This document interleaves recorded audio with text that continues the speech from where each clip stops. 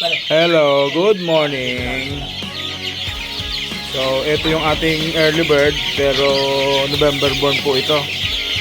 Oh, yan. Dahan-dahan yun. Tsaka maglagay ng patuka, ayan ha. So, yan, ang aking chicks. Kung magbaba tayo ng sisiw ganito, 1 month and above, gusto ko kasi nabigyan ko na sila ng bakuna. So, bibigyan pa natin yan ng Palpax next week or 9 more days. So, ito, binaba ko na ganyang kalaki para nakakalaban na sila sa klima kasi malamig po yung panahon dito. So, ayan. Wala. Kabababa lang nila kaya maingay sila. Lipat doon, lipat, maliwanag. Lipat. Lipat doon kayo. Oh. Hindi muna kayo 1 week bago kayo amo siyang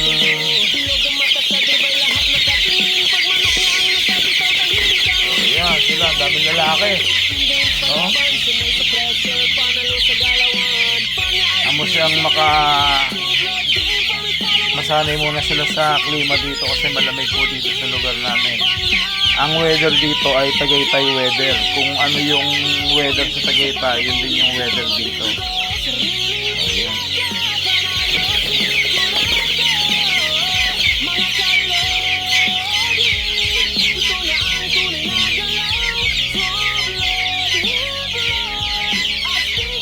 Kukuha naman tayo ng ipa. Jun, last night pa na to? Ha? Wala na tayong ipa? Maglagay ka na ng patuka. Ha? O siya, kailangan lang kumuha. Tatakboyin ko na.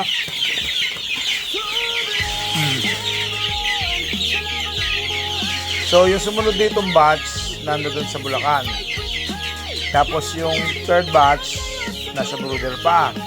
Tapos yung pang-apat na batch, baka dalhin ulit natin doon sa Bulacan. So, nagbebenta lang tayo ng day old, digbabawas lang tayo ng konting panggastos. Sabihin natin 20 pieces o 15 pieces lang yung binebenta natin. Hindi laging merong day old. So, yun. Kaya sa December 18, meron ulit tayong bagong pisa or newborn na chicks. So, marami yon. Pwede kayong bumahagi. Doon lang sa may kursyonada, kung ano po yung presyo ko, yun lamang po. Kung tatawad naman ng konti, dapat marami po yung kukuhanin nyo. Hindi po ako nagbebenta dati ng pa-anim-anim na piraso. Ngayon, para lang mapagbigyan ko yung mga backyard na magkaroon sila ng talagang manok natin. So, yun lamang po. Okay? Oh, yan. Imisin na yan ni June.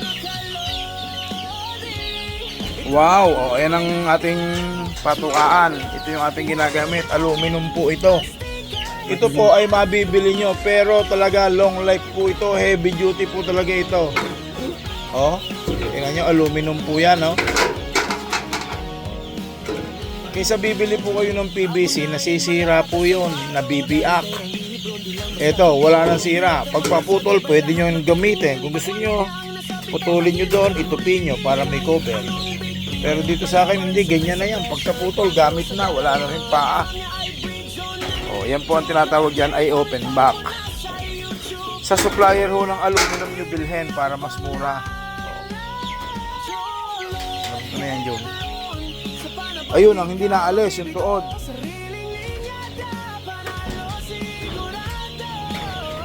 So, ayan, no? Ganda. Oh. Ilan pa yung bago doon, Jun? Ganyan. Ito? Oo. Ano ba yung kuya? Mga lima? Pero yung luma, hindi naman nasisira, ayan, no? Ayun. Oh, ayun pala, hindi mo lang nalinis. So, yeah, siguro, baka hindi lang yan 15 years. Oh.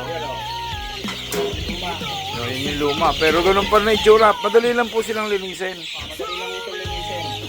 Kasi ito, Eh, huwag mo na pakita. May ipot pa. Ilabas mo na yung luma. O, lagyan mo na din yung baso. Hindi na nga lang natupian. O, yan.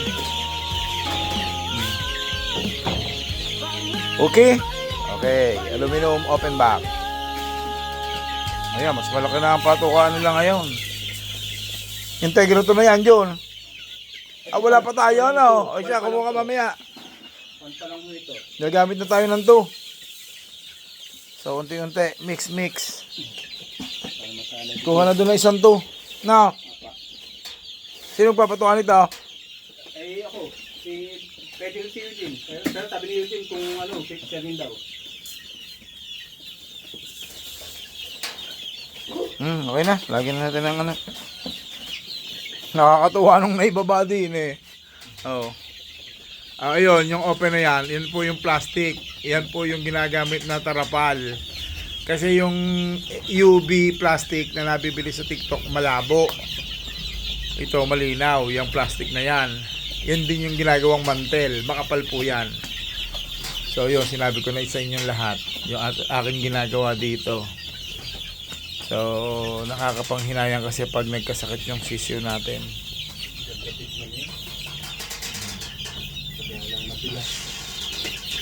Lalaki, ang tataas ata.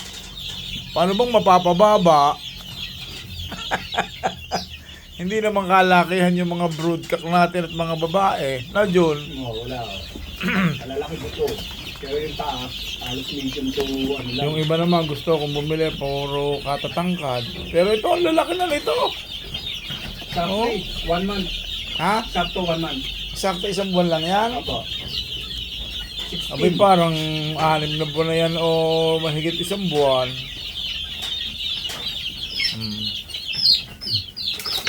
Pag-aralan nyo mga boss o mga sa mga nag-uumpisang mag-alaga pa. Pag-aralan nyo maigi yung pares. Paano magpares ng lalaki sa babae. Pangalawa, yung pagpapalaki. So yung sisew, dapat mahaba oras nyo dyan. Hindi yan tulad ng tandang na nakatali na. Itatali nyo ngayon, papatukuin nyo mamaya. Mamayang hapon nyo na ulit patutukuin. Ito hindi. Dapat every time na kailangan nila ng feeds, may matutuka sila. O ganyan. Larga. Pati dun sa brooder, ganon. So yan, maligayang maligaya sila. So magpapaalam na ako, humahaba na po lang, humahaba yung ating pag-video dito sa ating bagong babang sisiw. Kukunti lang to. Hindi pa naka-200.